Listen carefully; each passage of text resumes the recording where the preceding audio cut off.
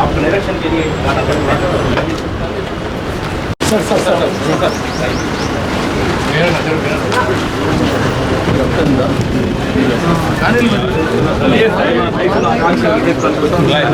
Flight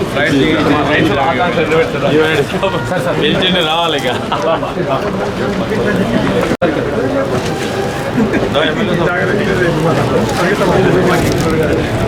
అది ఇక్కడ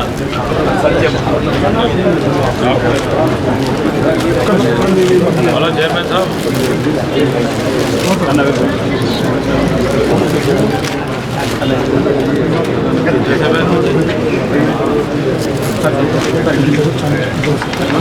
ఇవాళ మీ హాడికి వస్తున్నాం ఎలా ఆదిరెడ్డి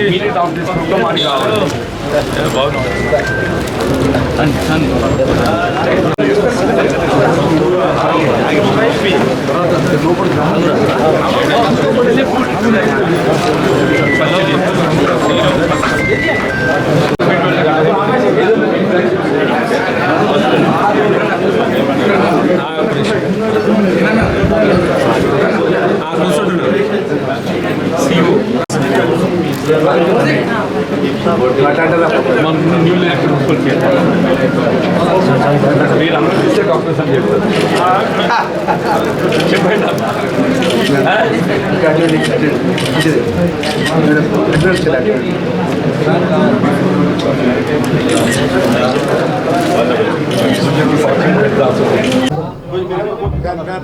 ఫ్యాన్ ఆన్ చేయండి బాబు. మీరేమైనా అడిగితే చెప్తే ఇప్పుడే ప్రెస్ మీట్ చేసి. ఈరోజు ప్రధానంగా నిజాం షుగర్ ఫ్యాక్టరీ మా మేనిఫెస్టోలో పెట్టిన ప్రధానమైన అంశం తిరిగి పునఃప్రారంభోత్సవం చేయాలని. మేనిఫెస్టోలో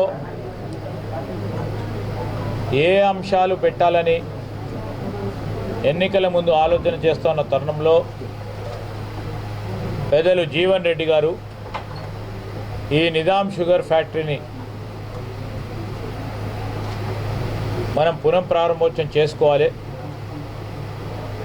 ఎన్ని ఇబ్బందులు ఎదురైనా రాబోయే మన ప్రభుత్వంలో దీన్ని తిరిగి ప్రారంభించి ఇక్కడ ఉన్న చెరుకు రైతులకు సంబంధించిన సమస్యలను పరిష్కారం అయ్యే విధంగా కార్యాచరణ చేపట్టాలని వారి సలహా సూచనల మేరకు మేము ఆ రోజు మేనిఫెస్టో కమిటీ చైర్మన్గా, పిసిసి అధ్యక్షులుగా ఇప్పుడు ఉన్న ముఖ్యమంత్రి రేవంత్ రెడ్డి గారు ఆధ్వర్యంలో మేనిఫెస్టో దీన్ని ప్రధానమైన అంశంగా తీసుకున్నాం. ప్రభుత్వం ఏర్పాటైన కొద్ది రోజుల్లోనే ఈ నిజాం షుగర్ ఫ్యాక్టరీకి సంబంధించి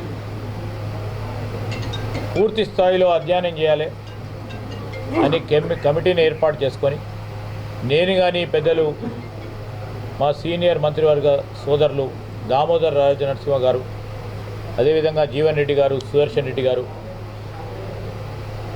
అందరూ కూడా కమిటీ సభ్యులు అధికారులతోని, అదేవిధంగా చెరుకు రైతులతోని సంప్రదించి చక్కెర ఫ్యాక్టరీకి సంబంధించిన అంశం విషయంలో సమస్యలు ఏమున్నాయి, ఆ సమస్యలను ఏ విధంగా అధిగమించాలి, ప్రభుత్వం కృతనిశ్చయంతో ఈ షుగర్ ఫ్యాక్టరీకి సంబంధించిన అంశం విషయంలో ముందుకు నడవాలని మొదటి మీటింగ్ కూడా చిత్తశుద్ధితో ఉన్న ప్రభుత్వంలో మా ముఖ్యమంత్రి గారు సమీక్షించి ముందు అడుగులు వేసినాం. ఆ క్రమంలోనే మొన్న బోధన్కు సంబంధించి నిజాం షుగర్ ఫ్యాక్టరీకి సంబంధించిన యూనిట్ని సందర్శించి అక్కడ రైతులతోని సంప్రదింపులు చేసి చాలా సంవత్సరాలు దాన్ని నడిపిన యాజమాన్యంతో కూడా సంప్రదింపులు చేసి అదేవిధంగా మా అధికారులతో సంప్రదింపు చేసి